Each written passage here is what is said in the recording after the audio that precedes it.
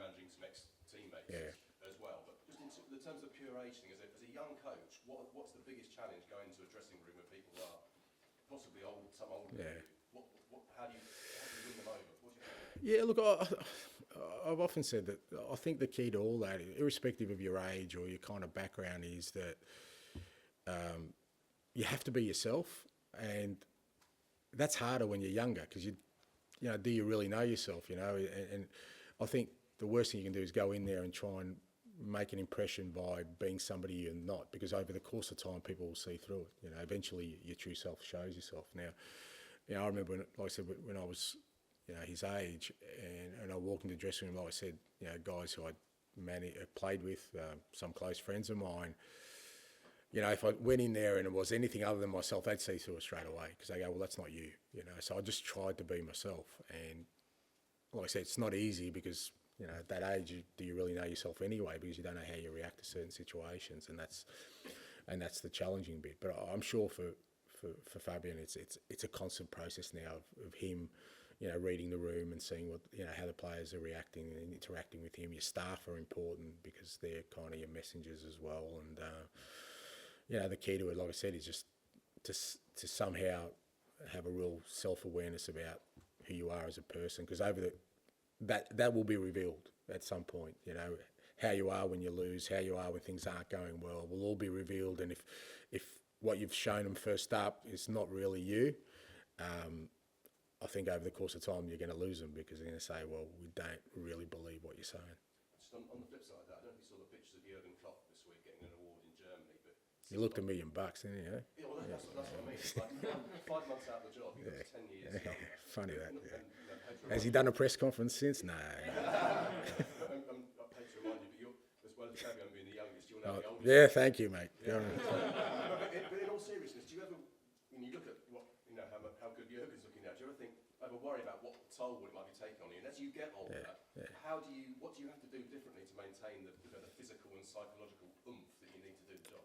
Yeah, look, it is a challenge, and like I said, I think the role is becoming more difficult than when I first started, absolutely, just in terms of the demands, and not just in the Premier League, but just in general, the demands of, and the pressures and the sort of short-term nature of roles in general in football for managers. And look, my philosophy on all that is that I think just generally in life, stress is the biggest thing that will hamper those things you're talking about, your health, whether you're mental, physical health. And I've learned to get to a space where I try not to let that into my life, whatever circumstance, particularly in the professional world. And that becomes really discipline, like I said, in just making sure that what's important to you stays important to you. Don't get sort of drawn away from that by being dragged into areas that other people potentially want to take you in. That like I said, I've become really good at making sure, because I think if I'm, like I said, I'm, the oldest now, and if I ever get to the stage where I don't wake up in the morning and really look forward to the day, I know then, that's the time for me. There's no point in me hanging in there, because that's when I think you're doing it for the wrong reasons, and that's where that stress gets in. But it's just, again, I think a lot of it's just about understanding yourself as a person. And I know what's important to me in my life, and I know what's important to me in my professional life, and that's my anchor. And if I stay to that, hopefully I kind of keep everything else away. Cool. Have you managed to keep your curiosity? Oh, absolutely. I think I really think it's important, and the beauty of it takes you down different roads. So I'm probably not as curious about the same things I was curious about 30 years ago. Back then it was like football saturation. Now it's more about life and other things. And I think it's important for us in our roles where 99% of our work is mental, not physical. How do you exercise your mind? And I think being curious is the best way to do that. So it takes you to some weird and wonderful places, mate, that you normally wouldn't expect. But I still have that. That's what I wanted to ask. You said there's no secrets in football, so to stay curious, presumably you're... Yeah, you look beyond it. Yeah, Yeah, Where do you go to oh, mate, just life, mate. You know, it's like we, get our heads up from these things and just experience life. You know, you'd be amazed what you see. I learn things from my kids. I learn things from my wife. I learn things from my friends, from people I interact with. I read about. I listen to. Just life, and it's the best educator there is. Better than school, better than anything else is life. But you've got to be engaged in it, And like I said, it's not like I'm wandering the streets and talking to random strangers, but I think you have a conversation with someone, or you listen to someone, or you interact with someone, and you walk away. As I said, the best conversations you can have are the ones where you don't talk and just listen. And I'm a good listener. When you look back, and you're just starting out as a manager, is it in some ways more fun in those days? Because the pressure's a bit different. Flip side being, if you were to be out of a job suddenly here, you'd probably walk into another one at some point. When you're a young manager starting out, there's no guarantee that might be your only chance. Yeah, but I mean, I know what you're saying, but at the same time, I think for any manager, I was watching sort of Graham Potter on Monday night, and it doesn't matter sort of the payoff or you get another job. It's still not great to lose your job. That feeling is still there, I think people kind of think, oh, he'll be all right, he'll get another job, or he's got a good payout. But you're still, you're driven by wanting to succeed, and you don't like when somebody said, well, no, sorry, you haven't, So I think that has to be there. I always said in this job, if you get comfortable, if job security is your main driver, you're pretty much gone. There's got to be that competitive edge. But I still find it fun. I still enjoy it. I still, there's, like I said, there's never a day I wake up and think, oh, I've got to go in today. I've got a press conference at 11 o'clock. And, I think I just enjoy it. I feel blessed to do what I do. And but that doesn't mean that I'm comfortable with it and it's okay if I don't succeed here. No, I'm getting up. I want to succeed here. That drive is definitely there.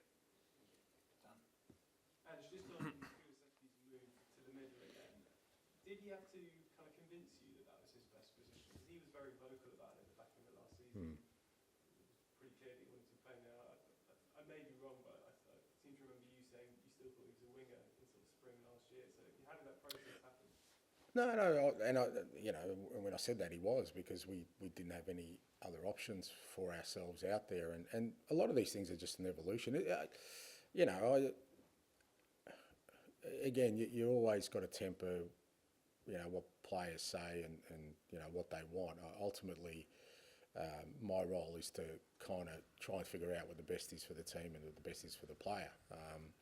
I always thought he could play inside, because when I looked at his, when I took the job, I kind of looked into every player's background. I could see a lot of his early background was playing in more central areas, and he kind of developed into this sort of wide player in different kinds of systems, and it kind of suited him when it was a transition, a counter-attacking team, because he has that capacity to run. But with the way we played, I could see, like I said, I think the thing I noticed with Decky after a while was that he felt constrained playing as a winger in our system. I still think in a different system he could play very, very well as a winger. I think he showed that. Because he just wanted to be involved all the time. And like I said, if you look at the way our wingers play, that's sometimes the discipline is in not being involved just by holding your position. So it was then a matter of, getting him inside, but then he still had to work with the parameters of, how our guys inside work. And, he's thriving in it at the moment, and I think it's exciting, the potential he has to play in there. Talking of your wingers, Timo missed a couple of 1-1s against United, and there was that chance last night where he tried to go around the keeper and put it inside netting. How's his confidence? And I guess, do you kind of want more from him in front of goal? Yeah, no, look, again, it was 14 days ago those questions were asked of Brennan, and it's like I said, I think I said at the time, it's where we're at in this world where we just think he's missed 2 chances, so he's hopeless. No, he's not hopeless. All footballers at this level are very, very good footballers. He's just had a bad day. If you write a bad article, it doesn't mean you're hopeless, yeah? You go, well, actually, I could have done better there, but I'll write the next one now. Like I said last night, Timo, his first action, I think he took on the winger, put in a brilliant cross for Will, and Will didn't quite get on the end of it. And if that goes in, he's had a great assist. Like you said, then he gets a chance of one-on-one. If he scores that, in the last 2 games, could have had a couple of goals, we'll be having a different conversation. But that's the fine lines. But in terms of his general play, I think the last 2 games have been really good for us. He's been taking on his plays, but getting in the right areas. Yes, goals help. We've seen that with Brennan for those kind of positions. But that doesn't mean he's not a good player, and that's where we just it just bemuses me not bemuses me, it's a wrong word, but I get really annoyed when, they put everything into that moment to say that, he's not a good player. Of course he's a good player. He's a fantastic player. Scoring goals would help him, would help us, yes, but we'll persevere with him because I still think he's contributing to the team. And as we've seen with Brennan, those kind of things, and, Dom, like I said, 14 days ago I was sitting here answering questions about Dom Solanke not scoring, and Brennan, and now we're talking about him in the England team and Brennan scoring. So it's that fine balance. But, I think his performance the last 2 games have been better for us in terms of doing his role as a winger in our team. Yes, a goal would be great for him, but not for me to say that, I expect more from him in that position. And just on Fabian again, there's a lot chat about his high line after the Chelsea game. I'm guessing that's quite familiar. I don't know, mate. So it's a question you'd need to ask him. Our high line against Chelsea is quite infamous. I don't think he took that as a carbon copy. But look, I think he has. When you look at Brighton, there's been a consistency about their football probably since Graham, maybe preceding Graham came in, and then obviously with Roberto, and you can see still that possession. But I think that has been a change in the way they defend. They're a lot more aggressive. I think that's sort of Fabian's imprint on it. So great challenge for us in terms of that. Just on that, actually, to follow up, I think this club has tended to kind of lurch between styles in the past. They went from Villas-Boas to Harry Redknapp, from Pochettino to Mourinho. Is part of what you're doing now, that this kind of club DNA that the chairman's talked about and Johan Lang's talked about? Brighton a good example of that, the kind of smooth transitions between projects to kind of managers that seem to play in a similar way. Look, I think it definitely it just makes real important decisions in a football club a lot easier in my opinion. If you know what you want in terms of, say, style of play, style of player, if you know this is what I want, well, there's plenty of evidence. You go look at a manager and you say, well, how have his teams played? Or you look at a player, how has he played, right? But if you don't, and you just say, well, he's a great manager, let's just bring him in, and you say, but I also want him to play attacking football, but you look and he hasn't done that, well, you're going to, doesn't mean you get it wrong, but it's more likely to be not a good fit. Same with players. So, and like I said, it's about what the club really identifies as important to them. So Brighton have identified, so I think that's why they've picked managers who've all done well for them, because they go, well, this is what we want, this is what we've got, and this guy has shown evidence he can do that. And like I said, it's the same with players. Like, unless you have a real clear idea of what kind of striker, what kind of winger, what kind of centre back you want, just going for the best centre back isn't necessarily going to work. Just going for the best manager is not going to work. And it's a big part of sort of my decisions I've made, in my career, is about where I'm going. Do they know what they're getting? Because I'm not changing. It's not like they're going to put me in here and say, well, look, we want you to play counter-attack. That's not going to happen. So I just think but, at the same time, clubs, owners, they get pressurised and saying, well, he's a great manager, he's available, go and get him. But, is he going to be a good fit? Don't know. So I think it's the way to go, but others choose a different path. Okay, we've only got a couple of minutes left. We'll go there and then. Yeah, sorry, I've been rabbling on today. It's nice to meet you. You too, bud. When it comes to Richarlison as well, there's some pictures spotted of him back on the field. How close is he back?